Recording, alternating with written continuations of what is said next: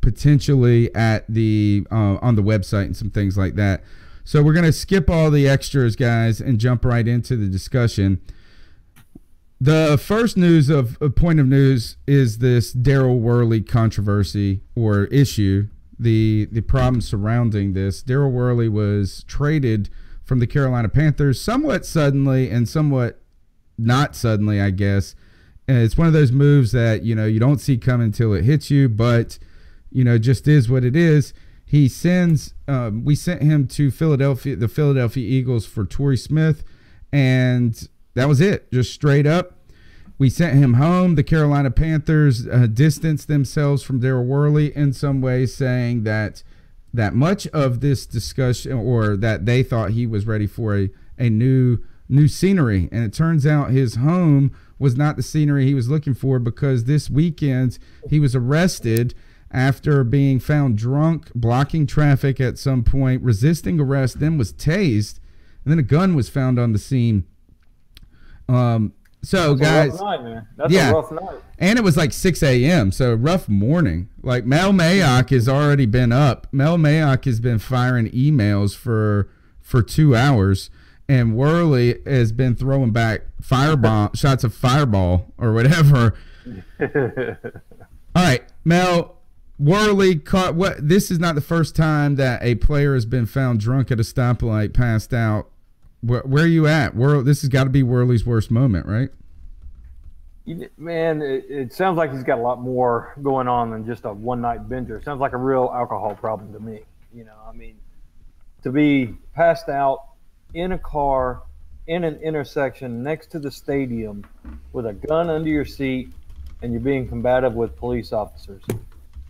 There's a lot more going on there, man. The young man's got to get his life together. It's bigger than football, But hey, he threw a little bit of smack the Panthers' way on the way out the door. So it's a little bit ironic to be talking a little bit of trash, and then a month later, you're out of the NFL. Yeah, cut immediately, Joey, by the Philadelphia Eagles. They wasted zero time in. I know he's got a little girl too that was, maybe a year old or so. So not even, I don't think. But it's really sad to see. Just as sad for anyone, not just an NFL player, but anyone to have a situation like this. Mm-hmm. So all we can do is, hope the guy gets the help he needs and gets back on track. Two things come to me when I was thinking about this story, Joey, is that first, when you pass out in your car asleep. Now, I know cats get drunk, and this has happened. This happened to a friend of mine where that was the moment that he came to terms with being an alcoholic. Now, as a person who walks that line, and I don't want to make light of it, because somebody told me that when you call yourself an alcoholic and you just like to, drink regularly, like kind of I do, is I like to throw a couple beers back on the reg, you know what I'm saying? That it kind of throws, it's maybe slightly insulting to people that have real issues, where they are having problems, and so I think there are varying degrees of addiction. There are varying degrees of problems. And I know that, guys can party hard and fall asleep. My first thought was is how do booze alone get you that hammered where you think you could drive and you have enough money to get a ride. I feel like a lot of cats are just like trying to save the $10, so they risk it. So he's not like he's hurting, and you're in the city, you got a public transportation system. So I wonder if like there was maybe some pills or some sort of pharmaceutical medication that also, that made this problem worse. You hear about guys and how much they have to deal with pain, and we've talked to Jason Peter, a former Carolina Panther that fell into a heroin addiction. So there could be other things that are mixed with the alcohol that cause such a big problem. The second thing that came to me was that he was trying to get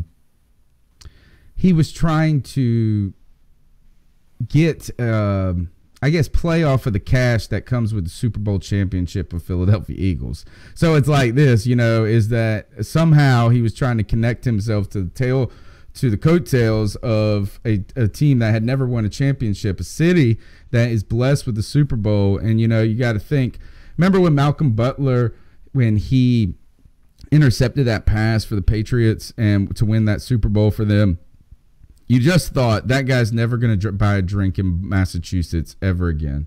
Mm-hmm. Right. And I don't know if he was hoping that maybe, how do you get like that? And then to the point where you resist arrest, they tase you. There's some stuff going on there that, like Mel said, probably, or that could be more serious than a guy that just went on a bender having a little fun or too much fun and got out of control.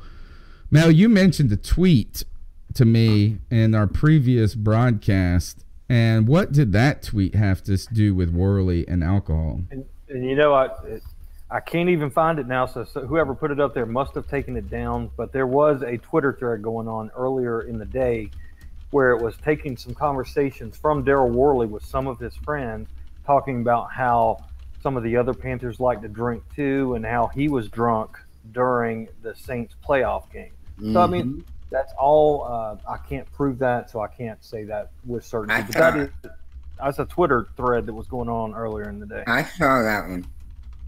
Did you? Okay, yeah, well, at least I know I'm not crazy. No, I know. I don't like to defend. Actually, I'm trying to learn some lessons as we've been doing this podcast thing, and I tried to marginalize and minimize the problems that were going on with Josh Gordon because I bought into what he was telling us, and that this was a guy with just some marijuana stuff going down, that the league, that he just found himself in the crappy areas of the league rules.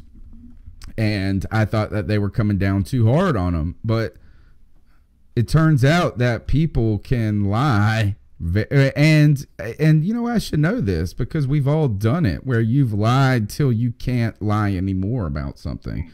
I know that everybody acts like, no, I ain't ever done that. But I do believe every married man's been caught in that. Yeah. No, I didn't put that in the hamper, honey. Or no, I didn't do that. I didn't forget to do that. Yeah. And sometimes what you do is that you realize that what broke you when you get caught is that you gave up on lying. And so I'm trying to be cautious because I got burned by Josh Gordon. I wanted to believe him. I wanted to believe it wasn't a big deal. So I thought when I heard that Josh Gordon had they're taking bong hits before the game and before practice, and it wouldn't now surprise me as much as it would have 2 years ago when you tell me that these guys are taking nips. Mm-hmm. But to me, this sounds like, Joey, you knew me when I was 16 years old. This sounds something like 16-year-old Tony would do, where you drink or you do these things before events that you really have it's just stupid and silly to. Like, right. You can just wait till after the game and go party.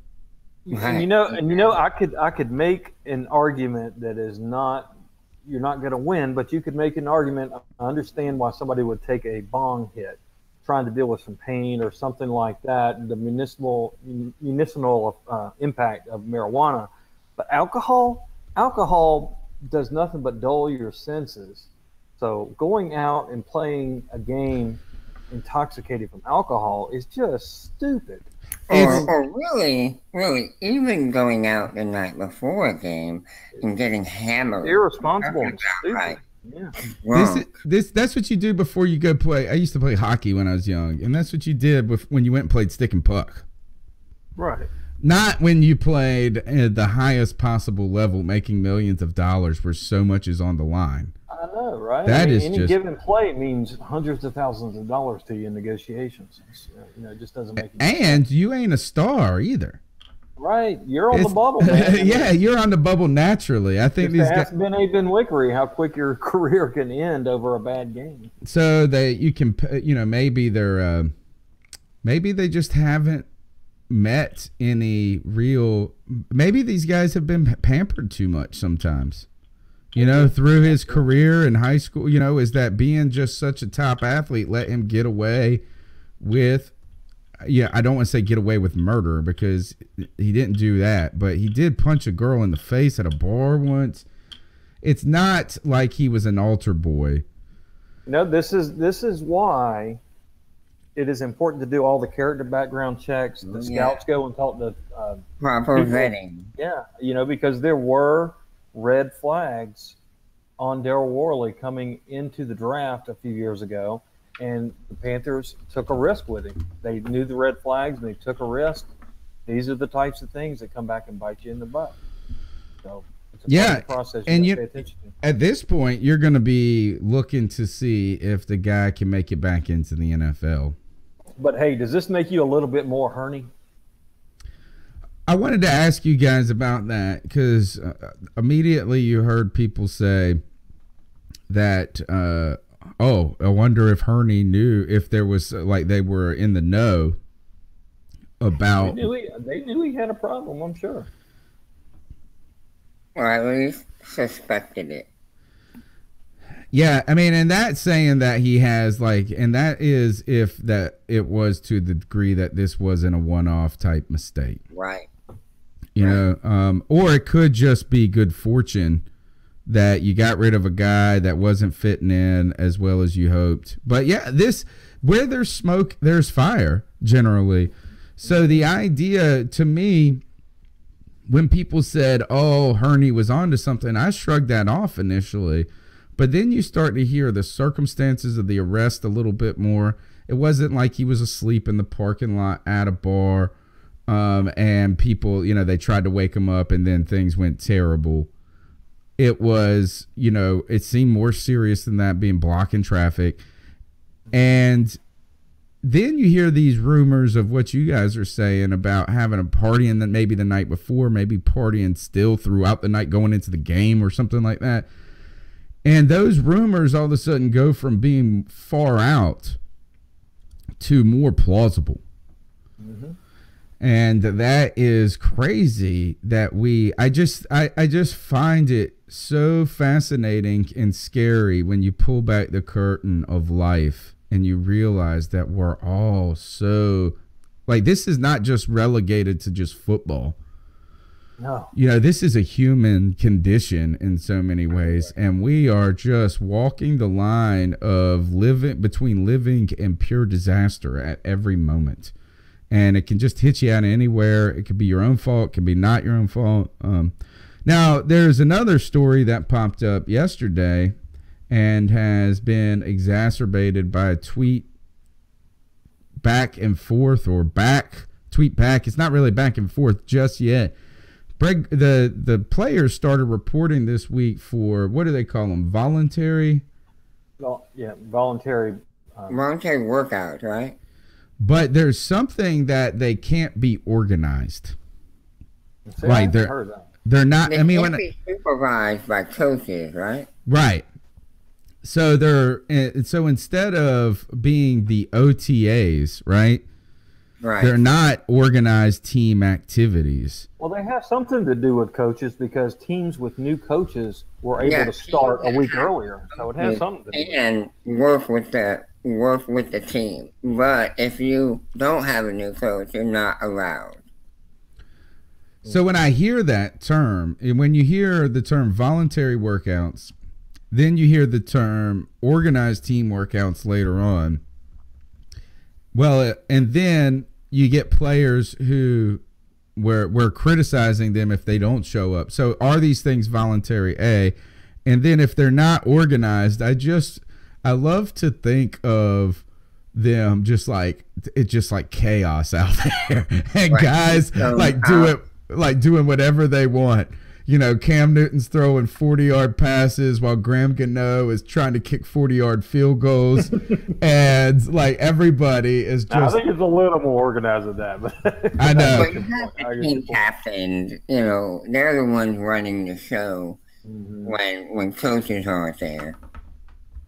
Yeah, I just like to think of it that way. But I did see this. I saw another video. Did you see the video from the workout? And I don't know how recent this was or if it was a past, but it was Olsen doing a box jump. I mean, not Olsen. Olsen can't do no. Don't tell me you're going to fall into this trap. Did you listen to WFNZ today? No. There was an entire hour from 8 a.m. where Mac was teasing this story. You got to see what Luke did. You got to see this. This is just so huge. Unbelievable how athletic this is. And he goes into talking about it, and it was just like an epic radio moment because it came out that that video was actually 3 years old, and Nick the Slick from Twitter was just posting it to get people hyped. He picked up on it, thought it was current. I mean, Josh Norman was in the background of this video. Oh, okay. So, all right. So that was the same video from three, because I remember one like that. Yeah, it's the same one. You wonder, well, not like that. I remember that video, it turns out. You know, I wonder if that's what that's what they're doing, like having, but it's guys in the workout room together, you know, lifting, getting learning about each other, you know, a little camaraderie. So Greg Olsen shows up to this event, and this is where the players are meeting with the team. Like you said, the team reporters are giving us a little insight into what guys are doing. Maybe they're meeting with the trainers. I don't know. But Greg Olsen was asked about his contract status by Bill Voth, or I don't know if he was prompted. And Greg Olsen said that, you know, he was interested in getting a contract done before the season, and that he wanted to play with the Panthers to know that he was with the organization for the long term. Now, this resulted in your guy, Darren Gant, right? And let me see if I got this. Darren Gant posted a link to a story he wrote a year ago, but he retweeted it. And he said this: "Oh, another offseason of Greg not wanting to be a distraction." He said, "Make it clear." And then Greg Olsen tweeted him back, retweeted, quote retweet. And he said, "Make it clear your desire to play for @Panthers this year and beyond. Translation, Olsen is a distraction." And then he mentioned Darren Gant, and he said, "And his repeated attempts at dry humor is getting old." Subject verb agreement. Greg Olsen. It's okay though. English professor at work there. Yeah, it is old. That's something I would say in conversation though. So I can't be too hard on him. Now, Darren Gant is known for being two things: snarky as all get out, right? And two, laughing at his jokes harder than anybody, right? He does like that. But Greg Olsen is firing a shot here, Mel. And I'm going to let you start because Darren Gant is your guy.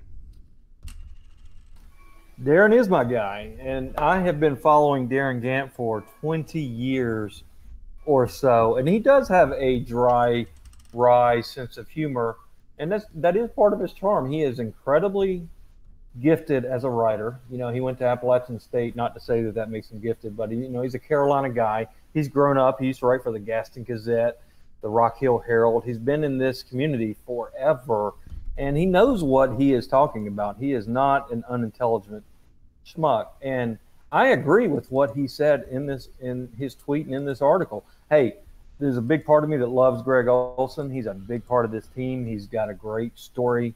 But like many people on this earth, myself included and everybody included, there's good sides and there's bad sides. And there's parts of Greg Olsen that, I mean, he is playing the game. You know, you don't come out and say, hey, I want an extension. You know, I've got this Monday Night Football option going on. If I don't get the extension, then I'll be a free agent next year. And then, I don't want to be a distraction, all in the same breath. You're playing the game to get, like you were saying, I think it was on the previous recording, you were saying how these guys, you know, professional athletes have the fandom at their back. People are going to back the player by nature. So he kind of is trying to get the groundswell and the pressure on the GM through the fan base to get him an extension, or we could lose this guy, right? So you can't have it both ways, Greg Olsen. And this is also a guy that has a very pure image, but he's done some very impure things in the past too. So, and I'm not trying to drag the guy through the mud. I'm just trying to say he's not beyond reproach, and sometimes he tries to make it seem like he is. Joe, he's used that chiseled chin of his and that grizzled blonde hair, gruffy, good look guy to ingratiate himself with all the ladies in Panther Nation, and his play has only helped or has only backed that up, right? And he has become a fan favorite, and him and Thomas Davis both, they know that they have this fan base wrapped around their fingers, even more so than a Cam Newton, who has an element of Panther fans who secretly don't like him, or that there is less of that just, oh, shucks, that guy is so great. And, these guys, both Thomas Davis and Greg Olsen, used that to their advantage to make real money last year. Oh yeah, and they're right to do that. I think Greg realizes that he's on the back end of his career. He doesn't have many more playing years left, so he's trying to maximize his income. And I mean, let's be honest, I think he's outplayed his contract right now, and is deserving of a raise. He does have this. He does have another opportunity in front of him. I think he still wants to play football, but he just feels like he's not being paid what he's worth. And to a degree, I think he has a point, but he is making it an issue. He is saying he's not, but he certainly is. And he did it last year, too. And Hurney did the wise thing by making it incentive-based. And I would do it the same way again. I would say, all right, we'll extend you based on incentives somehow. We'll give you X amount of base, but this much you could reach in incentives. And if you leave us to go to Monday Night Football next year, you're paying the extended bonus back, or something right. like that. Right. Well, I think what Hurney did, and I have to go research the contract details specifically to get a better read on what actually happened. But from my understanding is, these guys, they were kind of trying to lean on management in the offseason of last year to get new contracts and extensions done. Dave Gettleman appeared to be playing hardball to the point of this could get ugly, I guess, because it landed him on the chopping block. He gets fired. Marty Hurney comes in and does some appeasing. I think he redid Thomas's deal a little bit more. It seemed like Olsen settled for not necessarily an extension, but some added incentives. Yeah, I think that's right. To his current contract, and maybe they had to rewrite a contract, but I don't think it extended years and stuff like that. So really, and then Olsen goes on to get hurt. There's no way that he could make those. He made those incentives. So in some ways, he didn't get the raise that he had hoped for last year. And if Hurney was to do an incentive-based thing, I think at this point, you don't add years on right now until you see what he's doing after this foot injury. This could get ugly in some ways. Now, the thing is Greg Olsen probably spoke, in my eyes, a little too early. And first day back, Yeah. Right. And pre-draft. Yeah. He really should be. He should just simply say, "Hey, I'm focused on football. I'm letting my agent talk to Martin." Leave it at that. But he's playing the game. He's trying to get momentum to get an extension, and you know what? Maybe it works for him. I'm not bashing the guy for it, but don't try to act like you're not. That's my only thing. Yeah. Don't play the game and then try to act like you're not playing the game. But I'm thinking this could be an actual mistake in trying to leverage against the team. Let me ask you guys: if you're Marty, are you extending him? Not until after this year. Maybe next year. Yeah, I mean, I'm gonna say you're coming off an injury. He has said if he's not getting an extension before training camp, then he's a free agent next year. After the year's over, right? Yeah, but what he is saying and insinuating is, I'm not giving you exclusive rights. I'm going out and taking the free agency tour. So you're saying that if he doesn't sign before the season starts, he's not going to sign after? Well, no, he's saying that if he does not sign before the season starts, he's going to take his time and be a free agent and see where the best deal comes from. I'm ready. I think that's a losing battle right there. And especially if we draft a tight end. Yeah, that's my point. Is that now Carolina has to know that this junction is here. Right? Is the junction, the crossroads is now with Greg Olsen and his happiness with the organization in so many ways. But we get a new owner. Who knows what's going on in the future? If I'm Marty Herney, all of a sudden, if a tight end is there in the second round that you think could be a real solution going forward, you might pull that trigger a little bit faster, or even in the first or whatever you're right, than knowing that this is on the horizon. Greg Olsen, he may have just altered Marty Herney's draft board today a little bit, you know. And if he's sitting there in the second round and he's got Gesicki sitting there and he's got Anthony Miller sitting there, yeah, that may have just tipped it to go Gesicki. Yes, and then if you're Greg Olsen, that's the one. You can't back an organization into the corner and say, I'm going to go shop around. Like, of course, that's what free agents do, period. A, that's what was going to happen. And B, you're going to, if that's the case, you know what you're going to have this year? A good season. You're going to have to show other teams you're not hurt. You're going to have to show them that you're willing to put your nose down, your head down, and go play some football to get a couple more years out of you. It's not like you can be like, well, I'm just going to sit out after an injury-ridden season and say I had 3 years of production before I got hurt, and this is the final year of my contract. You lost. And this is why we supported Greg Olsen last year so much probably in this, is we understood this was his moment, and it was getting away from him quickly. I think that ship has sailed. I think it's going to be tough. Like you said, I think you go incentives, and you're going to say this, is that, Greg, we're just not going to give you the long-term money you want. Mm-hmm. And be straight up and honest. There's no long-term money. He might get a 3-year deal top if we were to give him one. Excuse me. But I mean, he's not getting anything more than that. That's the high end. We're not going to give him like a 5-year deal, 6-year deal. No way. So what does he then want? Is just a big bump in the salary and get one more year? I mean, I don't know what the gap. An extension of like 1 year, $12 million. I mean, what's he asking for? Right, and so I do agree that all of a sudden this reworks the draft board to a degree. I think we were already there in the first place, that this was a real option and priority. There are some guys in this draft that are really appealing too at tight end.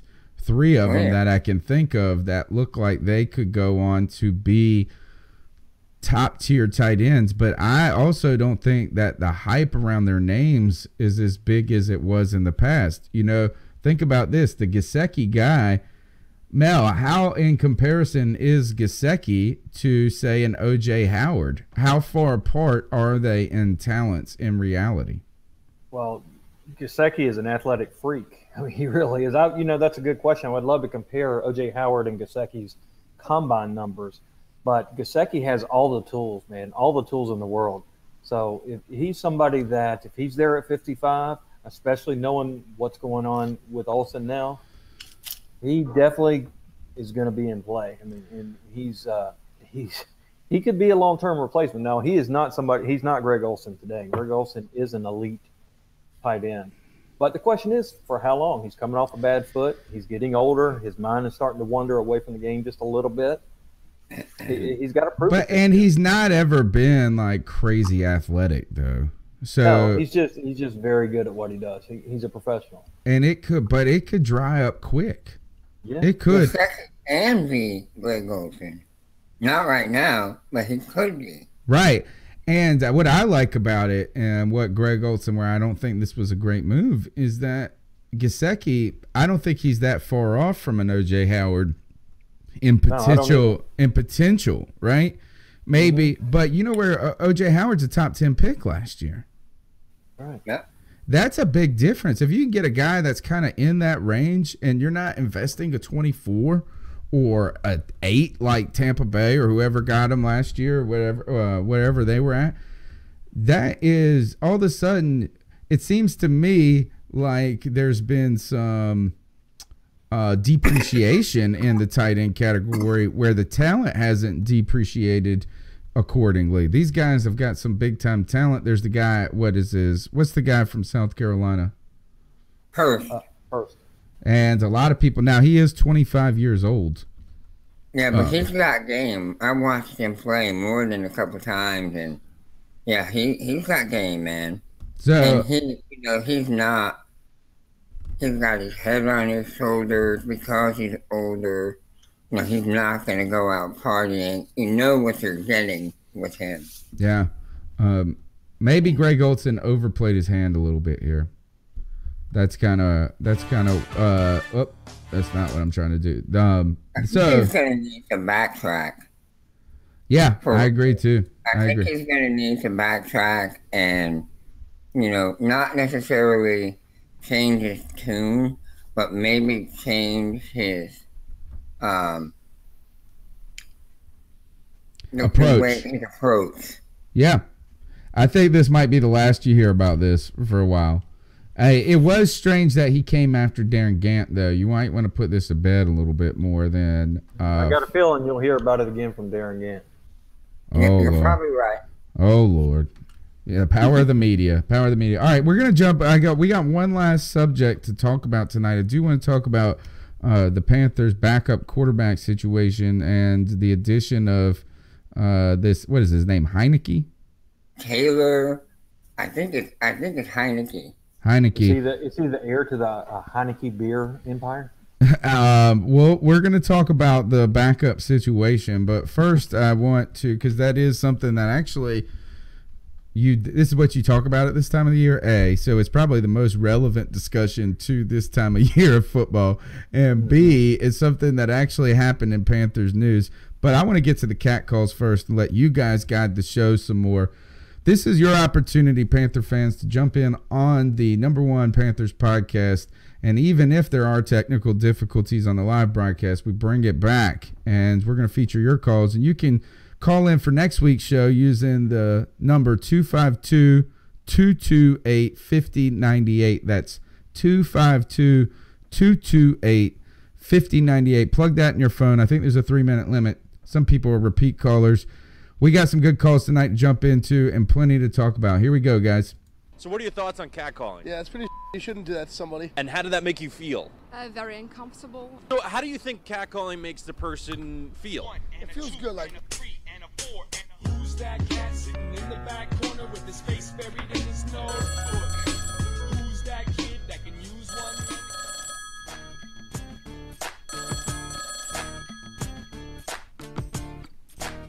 What's up, y'all? Love the show, love the show. I am a big fan of y'all's show. Keep pounding. Nice. Quick question I have for y'all. Okay, in the first round, now I want you guys' honest opinion now. In the first round, should we take Reed or should we take Hayden Hurst? I looked at this dude's tape. Hayden Hurst is a pretty good tight end. The tight end from Penn State's pretty good too, but Hayden Hurst, I think he can come in and deliver. I'm kind of iffy on taking a tight end in the first round, but if he falls to the second round, I say we get him. I also like the running back from LSU. the running back from LSU, that dude is a power hitter. I was on the Chubb train for a minute out of Georgia, you know, but something about him I just really don't trust. I really don't. So let me know you guys' opinion on that question and keep pounding. Word. Great Hey call. guys, it's Maurice Carter calling out of Angie, North Carolina. Stop. All right. Fantastic call there. Yeah. Thanks for calling, buddy. And a perfect kind of fit to the show. I did not plan that at all. So we're just talking about. Did he leave his name? No, he didn't. So we're gonna have to get him to call back, because when you Would bring refer to him as big fan. Yeah, well, when you bring that, you got to call back, right? You set the stage. Kind of a perfect dovetail into what we were talking about with the tight end. So the question here is, are any of these guys, Mel, worth a number one? Not to me. I mean, I like Hayden Hurst. I like Gesicki. I even like Godert. Mm-hmm. But, you know, I don't think at 24 I'm taking that. Do you think you would even have? Realistically, do you think you could get one of those guys? Maybe even the South Carolina. Are they legitimate targets in the second? Yeah, most definitely. I think 2 out of those 3 that I just named at least will be there at 55. Joey, just tell us a little bit about the guy's game real quick.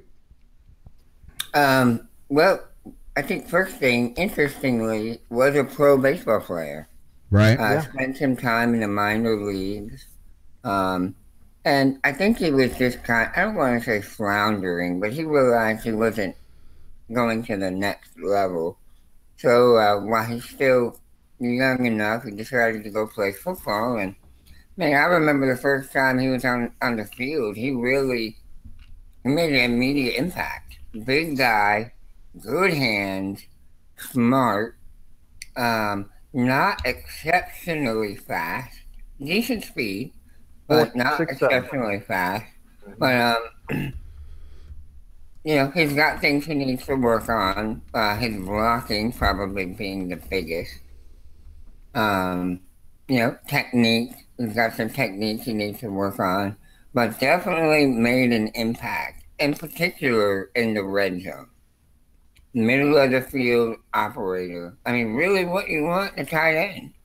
So he's listed on NFL.com at 6'4", 250 pounds.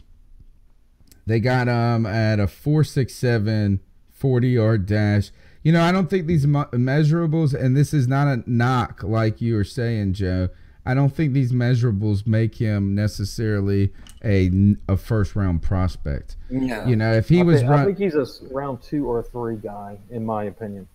So that's good news. That's really good news, because you don't want to overspend. To talk about big fans' question, you got Justin Reed. You've also got who else did he mention? Geis out of LSU. Man, if Geis is there, he's my guy every day of the week and twice. I know you're so big on him, Mel. You really are. And you have been for a while now. You really, really like him. I do. Okay, so here's the question for you, Mel, is that if you had the choice between getting, say, we're going to pick Justin Reed or, say, a Nick Chubb or somebody at 24, and you have Geis there at 16, do you give your first and one of those thirds to move up and get them? Or do you sit pat because you want a third-round pick? I would give up one of my thirds to get Geis. He's that good. Crazy. That's crazy. I would think there's any way he falls to round 2. Geis? Yeah. No way. He won't get past 24. He won't get past 24. Mel will run the card up there. They'll be like, who is this person? I'll be in Texas. I'll be pounding the table. By the way, everybody listening out there, tune in on Thursday night. Tune in next Tuesday night as Zach Luttrell from the Roaring Riot joins us to talk about the schedule release and the trips that are coming out, which will be announced on Thursday evening. But he'll be on the show next Tuesday night. Next week is draft week. Next Thursday night is our favorite show of the year. If you want to be on the show, hit one of us up on Twitter. We'll work it out. We want people coming in. We're going live. Hopefully YouTube is going to cooperate with us. Oh, it better. It better. Draft night, having fun, and since we're picking 24, if you know the professor, it's going to get more fun as the evening goes on. If I pick 24, he's going to be everybody's best friend. Yeah, that's the truth. That's the truth. I just want to see this is Geist there at 24 and a Panther fan just run up and make the pick and say, I got this. And then Marty Herney goes, just go with it. Just go with that guy. Exactly. All right, and so that would be there is some ammunition there for the Panthers. I do think too that somebody brought up a great point. I'm sorry, I don't want to take this conversation off the rails, but that brings to mind. Just think, the guy who everybody said was playing chess while others were playing checkers, Gettleman gave up our 4th round pick for a punter that's no longer on the team. Right. Yeah. I know. I liked Andy Lee, though. I thought he was worth it. I saw him boot a punt 90 yards. I felt like that alone, that one thing, a 90-yard punt in a game. All right. Let me ask you this now. Is Dice the thumper we need to play opposite McCaffrey? No, but I think Marty and Rivera pointed out rightly so. You don't necessarily need just that big thumper. You just need a good running back, a good player, right? I mean, he's a guy that's good enough to run between the tackles. Yeah, he's got big. He's a better version of Jonathan Stewart in my mind. He is powerful, but and you remember Stewart coming out in the draft. You forget this, but the guy had 4.4 speed. Mm-hmm. He was a home run hitter, and that's what Geis is. Now, Stewart lost that with the injuries and the foot problems throughout the year, and he just became that bruiser up the middle. But he had the big game ability early in his career, and that's what Geis has. He can hit the hole and boom. So to me, there's 2 running backs in this draft that I want. And I do like Nick Chubb. I wouldn't be upset with that. But the 2 that I want is either Geis or Sony Michel. Those are my 2 guys. All right. Well, here, let's go, and thanks for the call. Had a little, I can't sleep, so thought I'd do my first mock draft. Make a long story short, I ran it 3 times.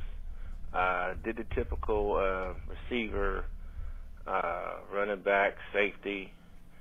But interestingly enough, my 3rd time I ran it, Josh Allen was available, so I took him with our first pick at 24, and then I grabbed Sony Michel at 55, Gallup at 85. I got Key at 88. Then I got Josh Adams out of Notre Dame at 161. Do you guys think that this is something that could happen? Do you think that Allen could actually fall in the draft? What do you think? I don't know. But listen, a great show, and keep pounding. You may run those names back one more time, Al? Yeah, do that. All right, here we go. Let's see what we got. Dame at 161. Allen had a little. I can't sleep, so thought I'd do my first mock draft. Insomnia draft. Long story short, I ran it 3 times. Did the typical receiver, running back, safety. But interestingly enough, my 3rd time I ran it, Josh Allen was available, so I took him with our first pick at 24, and then I grabbed Sony Michel at 55, Gallup at 85. I got Key at 88. Then I got Josh Adams out of Notre Dame at 161. Do you guys think that this is something that could happen? Do you think that Allen could actually fall in the draft? What do you think? I don't know. But listen, a great show, and keep pounding. He's talking about Josh Allen, the quarterback out of Wyoming? Yes. Yeah. No way. You don't think he can? Now, if he's there at 24, here's what you do. No way do we draft him in my mind. You still got Cam Newton in his prime.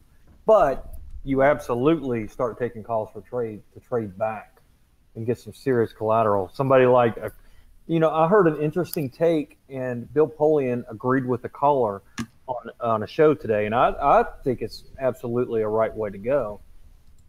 If you're not completely sold that a quarterback at number 1 is going to be the next franchise starting year 1 type of quarterback, then you take the best player in the draft, Saquon Barkley, at 1, and then you turn around and you take somebody like Bradley Chubb or somebody like that at 4, or, you know, a stud offensive lineman to make that offense just incredible. And then you come back around later in the draft and you get a quarterback like maybe a Lamar Jackson or somebody like that. So if that were the case, imagine if Cleveland took 2 other players and then Josh Allen falls to 24, and then Geis is there at 24.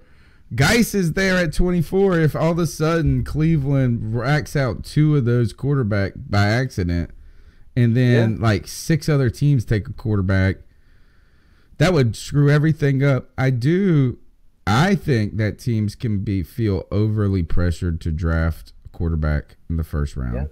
I think they're bullied into doing it. So I think this is going to be one of the most unpredictable drafts because no doubt. I don't know how it's going to fall down. A lot of years you feel like it's kind of predictable. This year it can go anyway.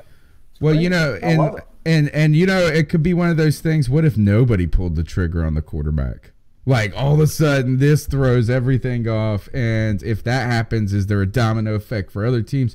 Mel, you said something on Dallas radio, on ESPN radio this week, that about what teams saw from the Houston Texans last year and how that could affect this year's draft.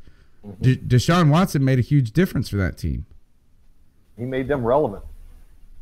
Yeah, so it's going to be fireworks. Thursday night, C3 live draft party. It's going to happen, or Suddenlink is getting fireworks. I may be taking next Friday off, man. Yep. So next Thursday night's just going to be too much fun. That's right. Friday. So what are your thoughts? You know, All right. I also I really don't. So let me know you guys. I think that I got to catch back up to the call. Sorry, I pressed stop. I don't know. But here we go. Listen, a great show, and keep pounding. I just like hearing him say "great show" over and over again. Hey guys, it's Alex. Love the show. First time caller. Anyways, I just wanted to call in and get your thoughts on all this mess that's been going on with Daryl Worley.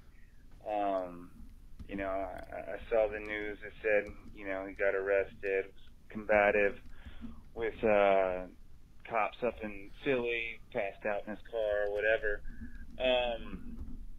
But I've seen or heard a couple people floating around the notion that maybe we would sign him back. I don't know if that's a good idea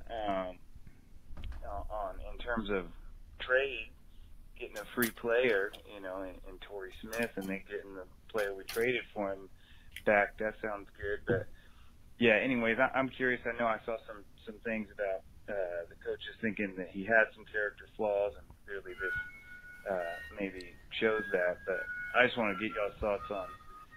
Is that even a possibility? And if it is it a good idea? All right. Thanks, y'all.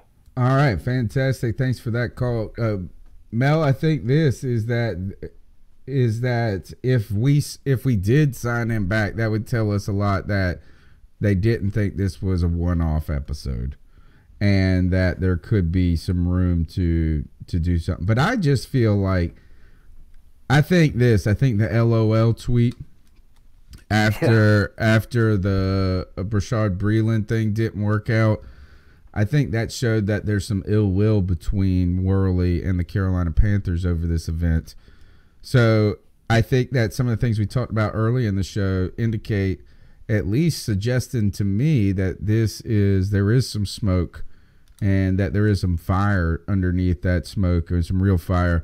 So I'm going to say that my thought is that probably doesn't happen, and we're interested now in watching if Worley can find his way back into the NFL successfully onto a starting roster, because now he doesn't get the collateral of being a draft pick. Don't ignore the fact that he cleared waivers and he's on a rookie scale contract, which means you got him for dirt cheap, and right. So and that. What I would say is that, when you're a draft player and you're a draft pick and you're a 3rd or 4th round pick, you get a little bit of collateral because you're a draft pick. It's not like you were an undrafted free or leverage. Teams want to keep you around a little bit longer than they would have if you were undrafted free agent. So now whatever organization he tries to sign with, or if anybody gives him a shot, he has no leverage on them, and it's just going to be like this. Your play only and your behavior are going to dictate whether or not you can be on that 90-man roster. And we're not even talking to 53. So, all right, next call. What up, C3 Podcast? It's your boy J-Dub. J-Dub. I have to say, all this speculation on the draft, I mean, most of us really know it doesn't mean anything because you never know what's going to happen in front of you, especially when you pick up like 24th.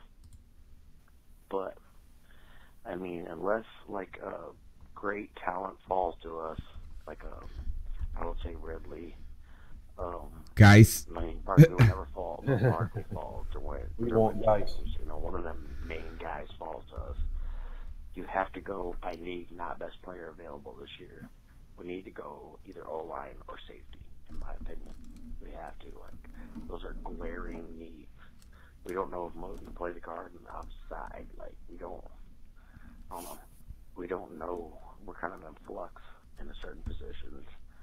And other positions are not in flux. They're not, like, I mean, they're needs, but they're not, like, scare me if we put these people out on the field, you know? I honestly think we need one of those two. I've heard it like tight end and wide receiver running back. There can be much value found in later rounds with these picks, I think. But let me know what you think. Love you guys as always. Keep on.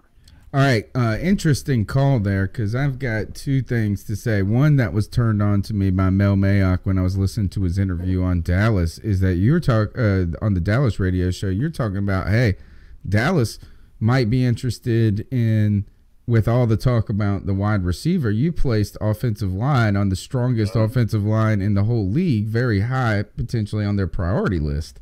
Mm-hmm. Maybe even so, if there is a guy in this draft who's the guy that's 19 worthy or 24 worthy on the offensive line, because that's the one thing we have not heard anyone realistically say a name about. That, hey, well, there's a Notre Dame guy. Well, he'll be gone top 10. Yeah, case. he'll be way gone. But the other there's three other guys that could be in play from 19 on, in my opinion, and that is the guy that I think Dallas should take, if I'm them, is Connor Williams out of Texas. He's out of the Dallas area, big, strong kid that can play both guard and tackle.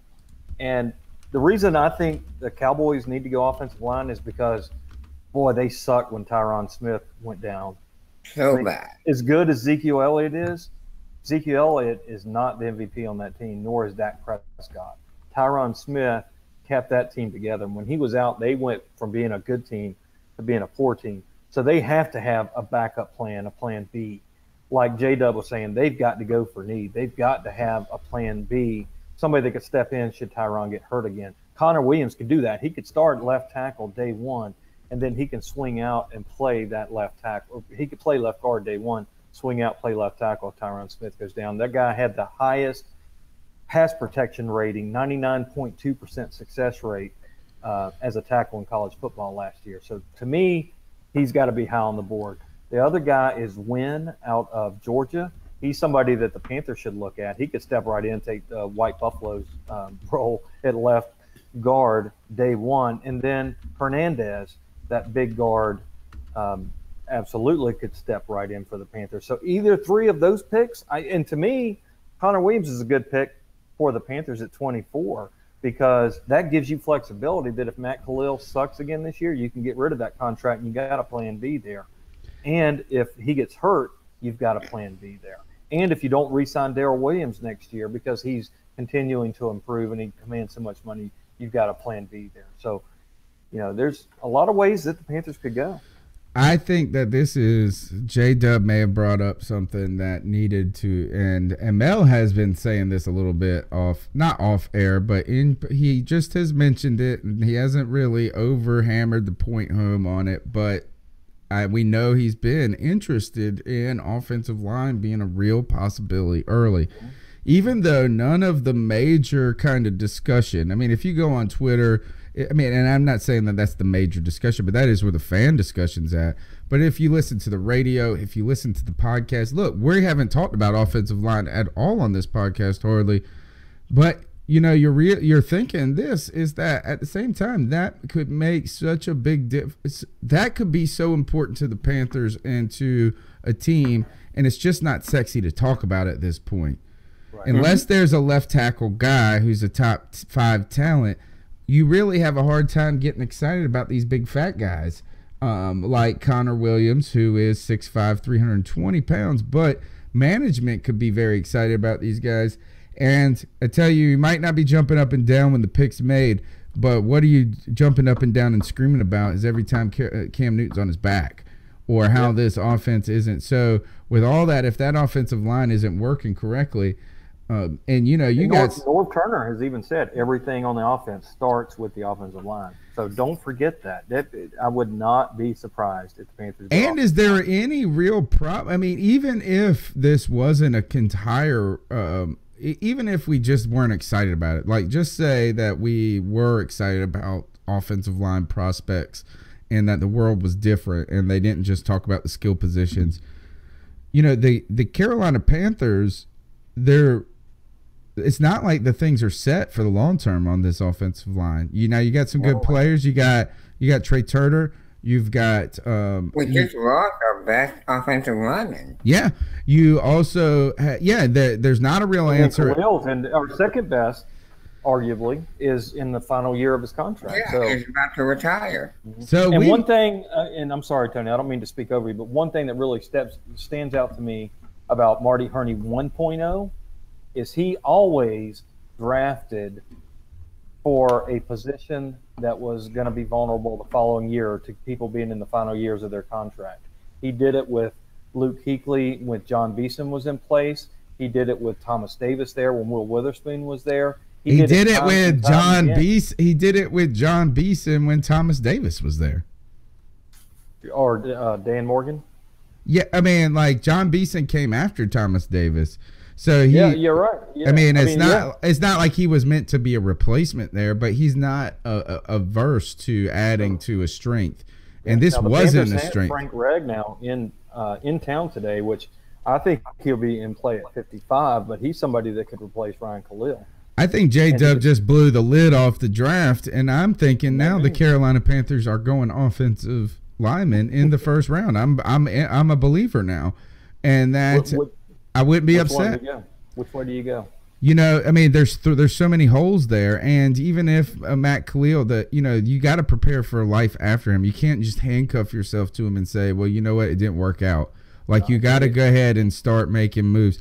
One other point to his safety conversation there, the Panthers, interesting note, I just learned this. The Panthers have never drafted a safety in the first round. Not true. Thomas Davis. But nobody that became a safety. Okay. Very true. Yeah, Mike Minter, I think, was a second-round pick. All right, here we go. Keep going.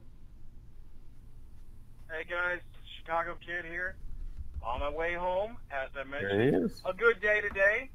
Closed a couple big deals, so maybe I'll upgrade my Elantra. Anyway, calling in because inspired me to tell you how I became a Panthers fan after hearing the grandfather story from you, Professor.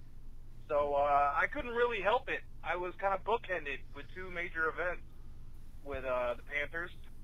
First game of the Panthers, I was a kid, preteen rather. The Panthers were still playing in Death Valley.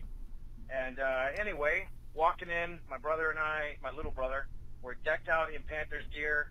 And someone comes over with a clipboard and asks my parents, hey, would it be all right if your kids were in the halftime show?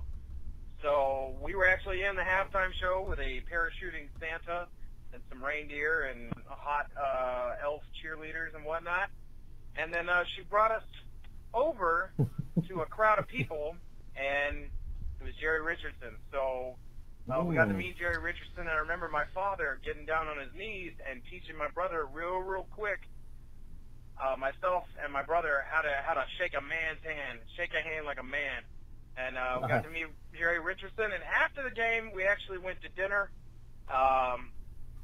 Stacks Omega, and on the way out, ran into Wesley Walls.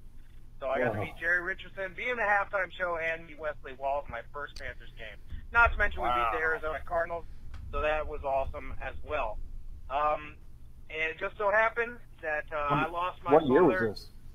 right before my 21st birthday, and the last time I saw him was the Super Bowl against the Patriots.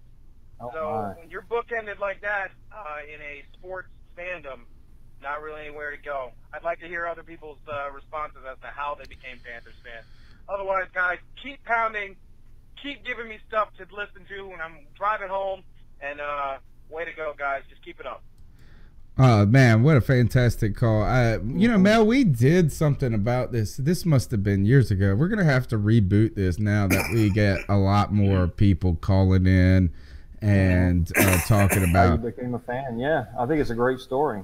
Great storyline. We gave tickets. You remember we gave the tickets away? We Yeah. got in trouble from the Panthers organization for that. Is like how, you know, what makes you a super fan.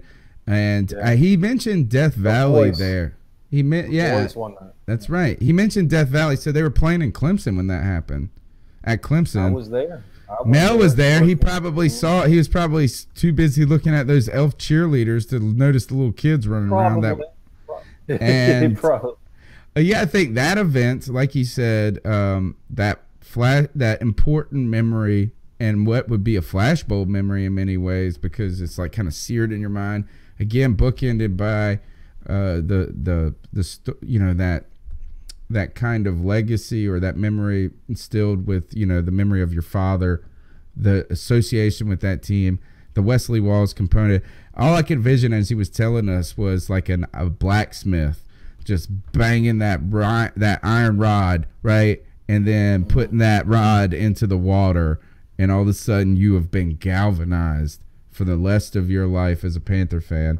Would be interested to hear what he said. Is like, how do you deal with that if the team? Well, we're not going to mention it, but what we talked about last week, those evil words. But hey, just while we got the opportunity, I want to give just a quick tip of the cap to my dad, because you know, J-Dub talked about that and talked about his dad passing at 21, which is way too young to lose your dad. But tonight is the 9-year anniversary of my dad's passing. So always got him on my mind, and he's the one that got me into football at age 5. He was my coach and my mentor. So miss you, Dad, and for all of you guys out there that have lost a parent, I know how you feel. And for all of you that haven't, give them a call. Yeah, definitely. I shake their hand like a man. That's interesting. I'm gonna have to have that talk with my son, because my son doesn't like football. And Tony, no offense, man, but you've shaken my hand. Maybe have Joe teach Michael. Oh, shush. Good brother. Oh my Lord, hey, that was some low-hanging fruit right there. My son doesn't like football, and he doesn't like football now that we make a deal out of him not liking football. Right. And so I'm like, and he's digging in. So I'm going to take my foot off the gas and trying to push it. But my new strategy to getting him into football is my two girls who are younger. They like football, and they like hanging out with Dad on football days and watch, you know. And I told my girls, I said, I'm going to take the girls only to a Panthers game this year. And so now the secret plan is to instill jealousy in the son until he learns to love football. Tony, you got a free place to stay, man. Yeah, man, it's going to be great. So I think that, and I'm trying to build those memories with my children.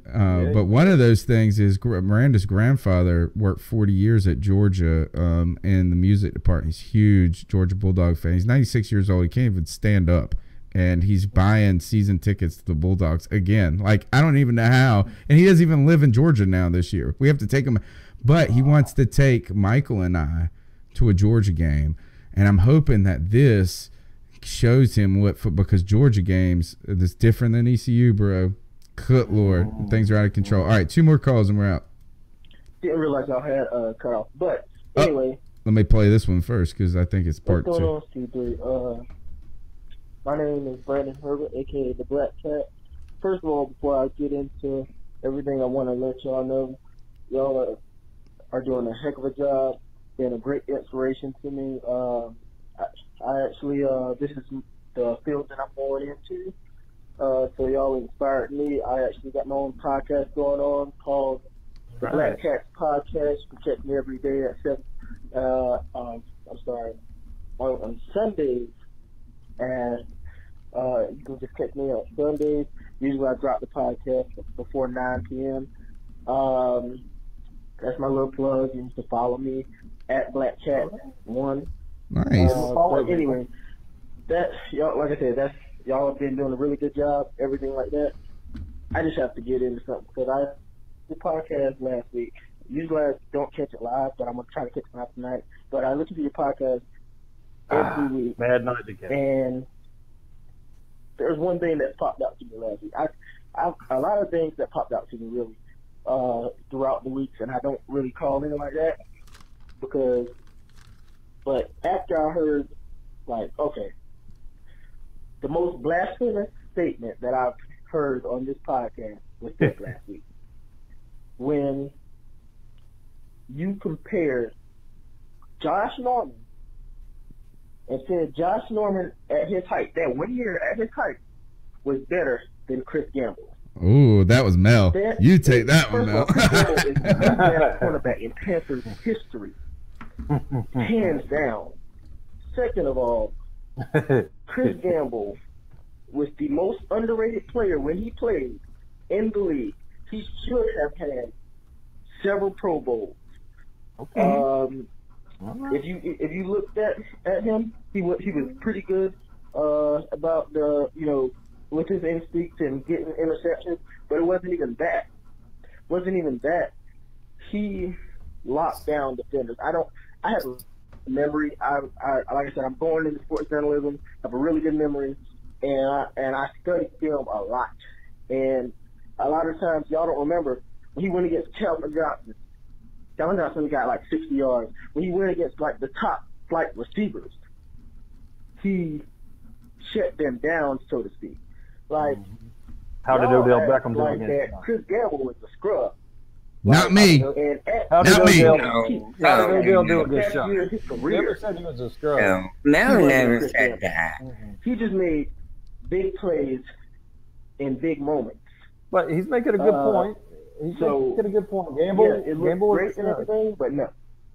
Now I'm going to move on past that because that didn't realize y'all had Carl. I can defend myself though, but that's all right. All right. We'll let you. All right, actually, we'll let you go in on that, Mel. Is that you did. Now it was a good call, right? It's a great call. It's cool to talk about. It's cool to talk about Chris Gamble in a context that's more than just a distant memory, right? When you think about some of the, especially, it's kind of just hard to see what a player does just looking at the stat line. That, I think, is the backbone of that point in so many ways. But Mel, the big deal with you is that it was just how important those plays were in 2015 for the Panthers team. Yeah, I mean, he made clutch plays at clutch moments. I mean, he really did. He was the perfect cornerback for the system that we played. He was just very headsy. He was in the right place at the right time. He would bait. If you remember, he would bait a quarterback into throwing it. He would leave a guy open to make a quarterback throw it, and then he was there to make the interception. It was a special year for Josh Norman. It was. Now, to Gamble's credit, Gamble was more consistent and better for a longer period of time. Right. He had he was more consistent throughout the time he was here. But for that year, he was better. I'm sorry. Gamble was a very good player, but Josh also shut down the premier players. Odell Beckham shut out. Des Bryant shut out. Julio Jones. I mean, I think he had 50 yards against him. So I mean, he did the same thing. But Josh Norman, he's got the same classifications of qualities that I see in Ronnie Harrison, who's another player I'd be happy with at 24. He's just got that swagger like Cam Newton. He's got an attitude. Gamble was very reserved, was not very outspoken, which that's okay. But I loved Josh Norman's infectious attitude and his play. But Black Panther, I'm not saying I didn't like Gamble. I like Gamble. But for that year, give me Josh Norman. I think Gamble was actually more talented than Norman. I would agree. As far as physical ability. That's why he was a first-round pick compared to a later round. Exactly. But Norman had a special year. That year, he had a special season. And, that's just as valuable as, having a fantastic career. He should still be here. For that 1 year. Yep. I think the other thing that kind of gets, I would say that's lost on Chris Gamble that I want to give credit to on Chris Gamble is that he was a first-round pick. Like you said, he needed to be like that. In comparison to Josh Norman being a surprise player out of like Coastal Carolina. So I think there should be two different sets of expectations in many ways. What I loved about Chris Gamble was I felt like, do you remember after his first season, he had so much success as a rookie that he almost kind of, I won't say he took his foot off the gas in preparation and things. And then what I loved about Gamble is he kind of had a renaissance where he came out and said, you know what, I didn't apply myself like I should. And then he kind of put his nose in the books and really progressed as a player and a professional in his career. Who was starting opposite him? That wasn't Eric Davis, was it? He was drafted in 2004, so he did not play in the. Was it Mike Evans? Mike Evans, at least for a couple years, out of the free agent out of Green Bay. Yeah. So I think those things should be taken into account, and I do think that where I was really moved by your points last week, Mel, and what Joe's echoed tonight, is just how big those plays were.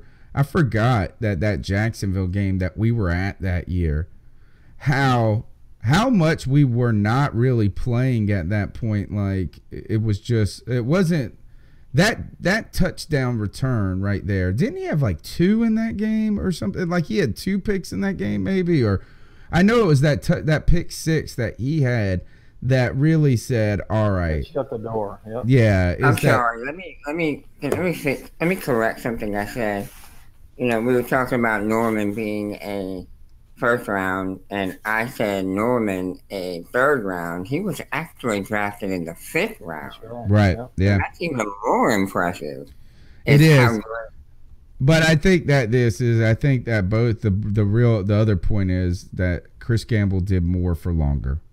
Is that, and we stopped.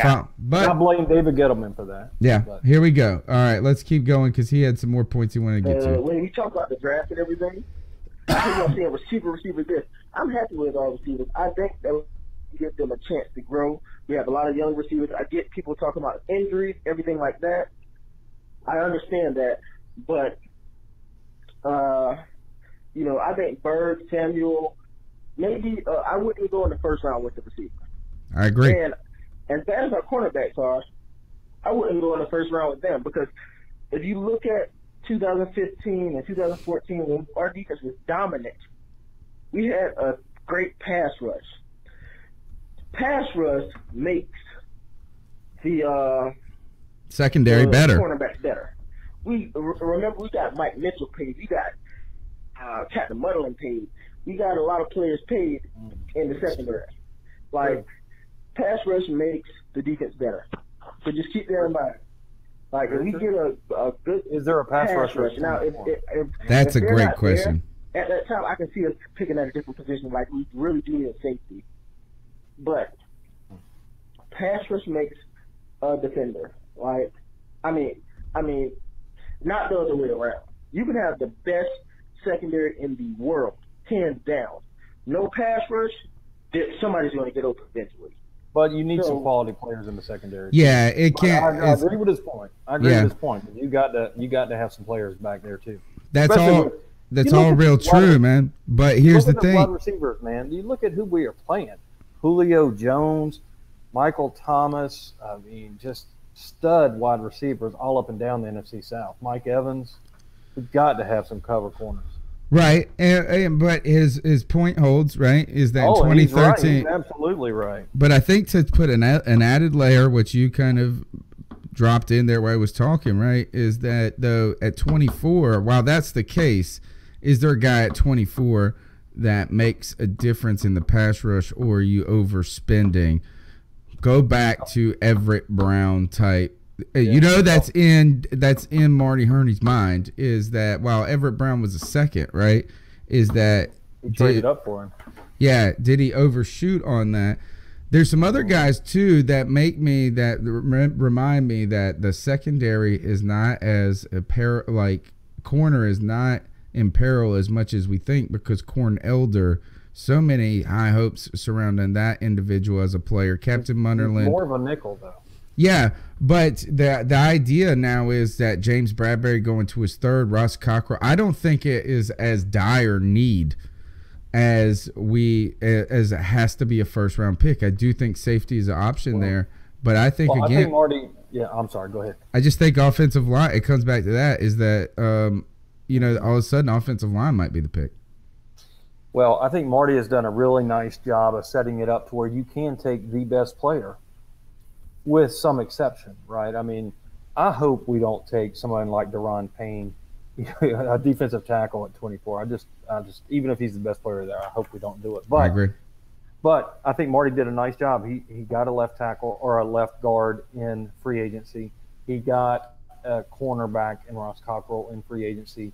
So you can get by. He got a safety in free agency. So he can take the best of the best. He doesn't have to take an offensive lineman because we need it the most. I mean, there are going to be other targets in round 2 and 3 where you can do that as well, but if you don't pass on talent for need. I agree. With some exception. I agree. All right, last point from me. Just keep that in mind. There's so much. Oh, one last thing. James Bradbury, tired of people telling me that he's good. You say good young corner. I don't see it. I don't see a good, really good cornerback. He's an average cornerback. He's not horrible, but I don't see a really good cornerback. Like, he's okay. He doesn't have great ball skills. He gives up a lot of stuff underneath. Like, and he really doesn't press like that, so he doesn't give stuff over top as much. He does give stuff over top, but he doesn't give it as much. So, like I said, I just don't want y'all to think that. I mean, I'm not hating on them. I'm just pointing out their needs. Like, I'm a diehard Panther fan. 1995. I was there. I'm ready. I'm ready for us to take this next chapter with the new owner and everything like that. But like I said, we got to be realistic. And one last thing, I don't think we need a running back. Y'all, Christian McCaffrey will be a legit running back in this league. I agree. He did it in college, and he'll do it in the NFL. You know, real heavy points there, dude. You know, I mean, is that like they're not there? It's not outlandish to say that that running back is not as big of a need as we've made it out to be. It's not outlandish to believe that Christian McCaffrey can be more than what just that pass catching back. So that, and you know what? To that point, that is why I am so high on Sony Michel, because Michel played, for lack of a better term, second fiddle to Nick Chubb in Georgia. I think he could come in here and play second fiddle to Christian McCaffrey and be that big play, a bit bigger of a player in a a nice compliment, but not now. If Geis comes in, Geis becomes the bell cow, and they're going to have to figure out other ways to use Christian McCaffrey. But if Sony Michel comes in, then they're nice compliments to each other. But yeah, I mean, he makes great points all up and down. Yeah, definitely. All right, so thanks for the call. Check out Black Cat's podcast Sunday nights, and you can subscribe to his show, and we appreciate the support and those kind words. Last point of the evening is backup quarterback. Turns out it seems like all of a sudden this has become the focus of local radio. We signed a guy by the name of something Heineke. The first thing, like you guys said, Mel, you said, is he the heir apparent to the Heineken fortune, was one question. I thought this, and this is where the name of the show comes tonight. We have a weird, long title, and maybe that was the problem with the YouTube stream, is they didn't like our title. Worley's worse, even worse than the quarterback from a Carshop drinking beer. All I thought of when I hear Heineke is like, do I got to get my brakes fixed at Meineke? And I think of a guy from Meineke drinking a Heineke. That's all I could think of. So that's where that comes from. Guys, how important is the Panthers securing a backup for this team and potential, or in what looks like to be the absence of Derek Anderson? Where are you guys at on this? Because I have some strong feelings on this. You want it, Joe?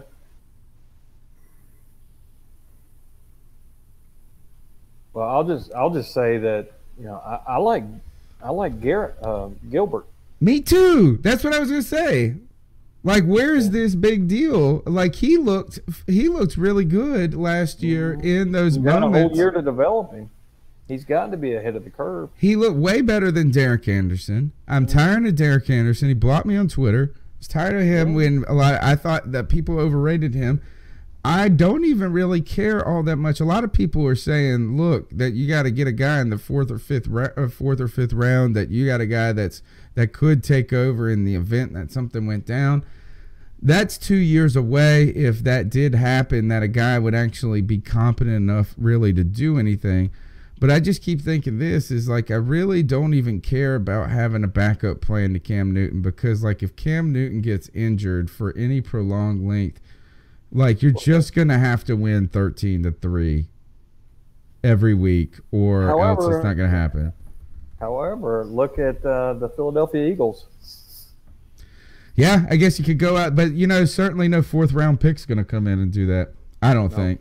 No, I was impressed with Gilbert. We'll be interested in following that. But once again, as this conversation comes up, just remember, with all of the talk we talk about, all these draft fortunes, all the moves we make, really, there's one guy only that is irreplaceable on this team, and that's Cam Newton. I mean, irreplaceable. The rebuilds without Cam Newton from the bottom over all of a sudden. So Gilbert is my guy. I like that. All right, guys, that we just got to jump in and get our ice up picks. I'm gonna go first with the ice up pick, and my ice up pick, I got to get this, is my internet tonight. What a terrible run of events. What a terrible run of events. I tried to reboot. It just has not worked in any event. I'm going to have to figure out what the heck is up and before next Thursday's show. So ice up, internet, Tony's setup, all that jazz. Mel, what you got for us? Well, I'm going with low-hanging fruit, and I even threw this out there that I was going to have this as my ice up before we even made it a big part of the show. But, man, I don't know what kind of personal demons he's got going on, and I don't like to make light of addiction, and I don't like to make fun of other people's problems, so I'm not going to make fun of the guy. But when you talk trash about the Panthers on the way out the door, which let that be a lesson to every young professional out there listening to this show. If you leave a job, you leave a relationship, you don't have to burn bridges on the way out. Right. Because you never know what life's going to have in store for you down there. You know? So for him, for Daryl Worley to throw pot shots at the Panthers on the way out the door, which number one is stupid, because every other employer out there is going to be looking at that going, come on, have some maturity, right? But then to go out within a month's time, prove the Panthers right for what they did. I mean, you just, again, I'm not making fun of the guy. I hope he gets the help he needs, but he really, truly needs to ice up. Ice up, Daryl Worley. All right, ice up. Joe, what you got for us? I'm going to make mine short and sweet. I'm icing up the San Francisco 49ers today because of how they handled this Foster situation. The problem I have with it is how quick, well, how everything went down with Kaepernick, and then Foster, gets arrested, and we hear about the charges that he's had brought against him, and they don't sever ties with him, and I know why. It's because without him, that defense is awful. And, he's the heart of that defense. So that's why they haven't cut him. And I think it's just a double standard, and it's a shame. If he was a third-string special teams player, then he would have been gone. If he was Daryl Worley, that he got arrested. Exactly. Yeah. Yeah. Well, I mean, such is life, I guess. Turns out people, your expendability is related to your value. Yeah. So there you go. Ice up, 49ers. All right. Well done. All right, guys, that's the, let me see if I got anything here. That's the C3 podcast brought to you by CarolinaCatChronicles.com, where every Tuesday night we chop up the latest Panthers news and opinions. Even if you get these problems that we run into, we still brought it. We're going to put this show up, audio version. Sorry to everybody on YouTube. You know what to do, though. Subscribe, share, all that, the likes. Guys, you can follow Mel Mayock on Twitter. Tell us your Twitter handle, please. At Panthers Drafter. Check me out anytime. New draft tech mock draft coming out there's only a couple more now before the draft, but a new one coming out tomorrow and the final one coming out next week. Tomorrow's the last one I'm doing comments on. So check it out tomorrow. See who we get. Joe, where you at on Twitter? Guys, you can follow me on Twitter at Joe Milano. And remember, if you're interested in coming on the draft special, reach out to one of us and let us know. I want young Mr. at Black Panther to join us on the show. I like this thing. That's a great idea. Tony Dunn at @cat_chronicles. We'll see you next Tuesday night. Night.